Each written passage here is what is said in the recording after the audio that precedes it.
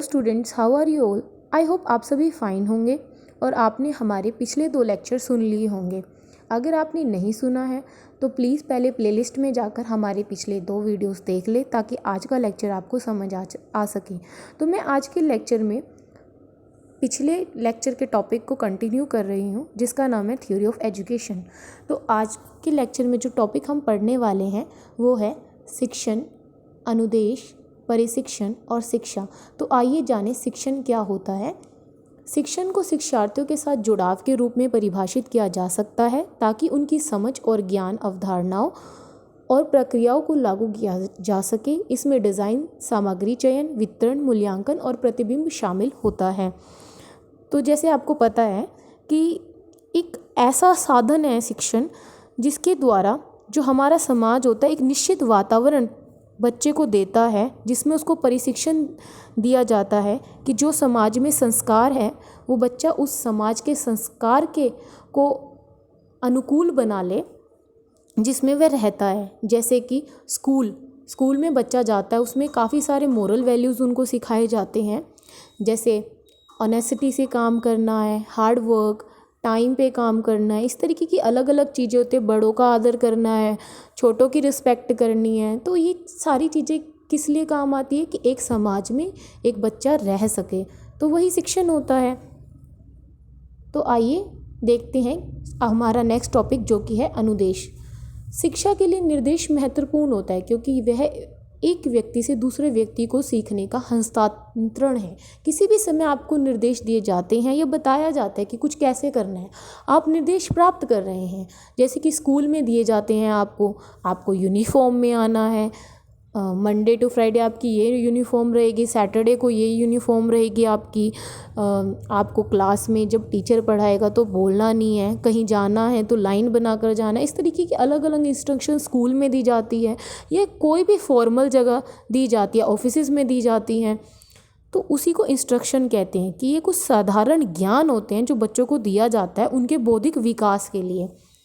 आइए जानें हमारा नेक्स्ट टॉपिक जो कि है परिशिक्षण या ट्रेनिंग। तो परिशिक्षण क्या होता है। परिशिक्षण किसी विशेष कार्य को करने के लिए कर्मचारियों के कौशल, क्षमताओं और ज्ञान को बढ़ाने की प्रक्रिया होती है। परिशिक्षण प्रक्रिया कर्मचारियों की सोच को ढालती है और उनके कर्मचारियों के गुणवत्ता प्रदर्शन की ओर ले जाती है। यह प्रकृति में निरंतर और कभी न खत्म होने वाला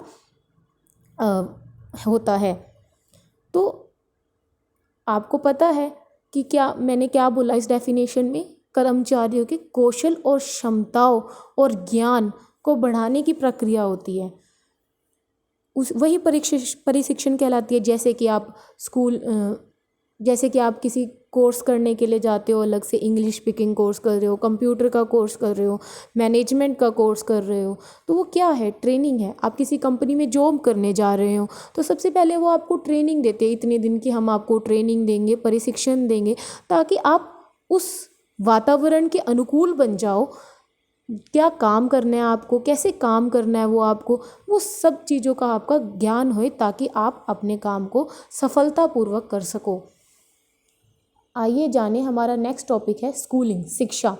अब आपको पता है कि जब एक बच्चा 3 से 4 साल का होता है वो स्कूल जाना शुरू कर देता है। तो आइए जाने कि शिक्षा क्या होती है। स्कूली शिक्षा औपचारिक व्यवस्थित निर्देश का एक कार्यक्रम है जो मुख्य रूप से कक्षाओं में होता है, लेकिन इसमें पाठ्येतर गतिविधियां और कक्षा के बाहर के कार्य भी शामिल होते हैं। तो और हाँ, स्कूल में विभिन्न स्तरों पे शिक्षा प्रतिबिंब होता है।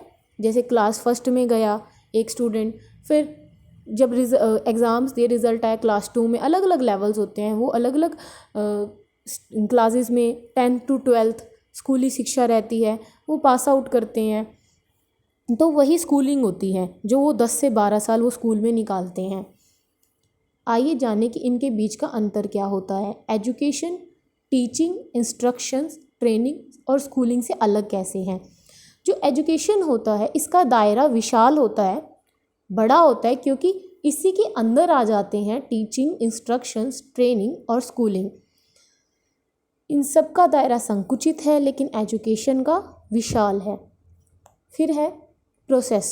जो एजुकेशन की प्रक्रिया होती है वो निरंतर चलने वाली प्रक्रिया होती है जैसे हमने आपको फर्स्ट लेक्चर में बताया था कि जो एजुकेशन होती है हमारी, वो जन्म से लेकर मृत्यु तक चलती है। रोज़मर्रा की ज़िंदगी में व्यक्ति कुछ ना कुछ सीखता रहता है।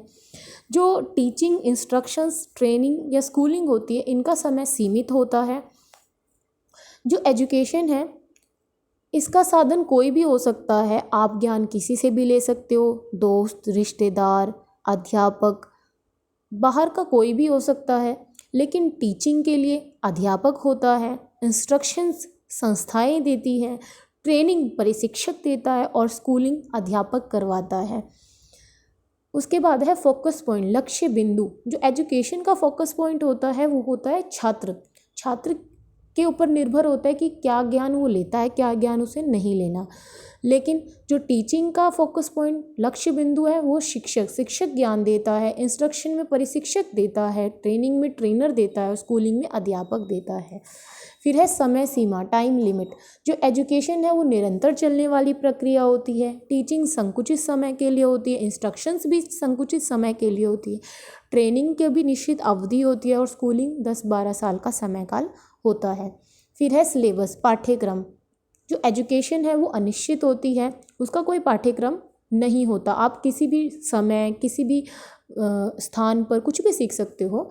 लेकिन जो टीचिंग है वो पूर्व नियोजित होती है। जैसे स्कूल में सिलेबस दे दिया जाता है, तो स्कूलिंग भी पूर्व नियोजित होती है, ट्रेनिंग भी पूर्व नियोजित होती है और इंस्ट्रक्शंस भी पूर्व नियोजित होते हैं।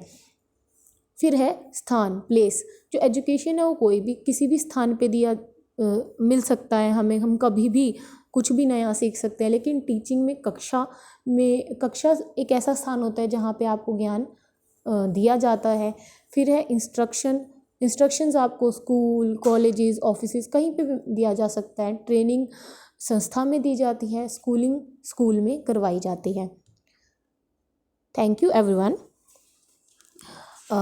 अगर आज की वीडियो आपको पसंद आई हो तो प्लीज़ लाइक, कमेंट, शेयर ज़रूर करें और हमारे चैनल को सब्सक्राइब कर लें ताकि आपको डेली अपडेट मिलते रहे।